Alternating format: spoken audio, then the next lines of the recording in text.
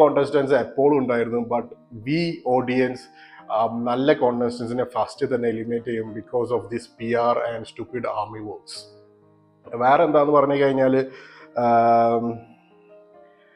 ഈ elimination first വീക്കിൽ elimination ശരിക്കും കുറച്ചും കൂടി ഒന്ന് ഒരു 9-10 ഡേയ്സ് കഴിഞ്ഞ് മിഡ് വീക്ക് എവിക്ഷൻ ആക്കണമായിരുന്നു. കാരണം ഒരു 4-5 ഡേയ്സിലൊന്നും ഒരാൾക്ക് വലിയൊരു ഇംപ്രഷൻ മറ്റുള്ളൊരാളെടുത്ത് ചെയ്യാൻ പറ്റിയെന്ന് വരില്ല. സോ 10-9 ഡേയ്സ് ഒരു മിനിമം വെച്ചിട്ട് എന്നിട്ട് ഫസ്റ്റ് എവിക്ഷൻ നടത്തണം. But this is too early to ഒരാളെ ജഡ്ജ് ചെയ്യാൻ, ഒരാളെ ഇവാലുവേറ്റ് ചെയ്യാൻ ഇറ്റ്സ് ടു ഏർലി ആണ്. നെക്സ്റ്റ് സീസണെങ്കിലും ബിഗ് ബോസ് ഇത് കൺസിഡർ ചെയ്യുമെന്ന് വിചാരിക്കുന്നു. എന്തായാലും ഡേ 5-ലത്തെ പരിപാടികളും കാര്യങ്ങളൊക്കെ കാണാം.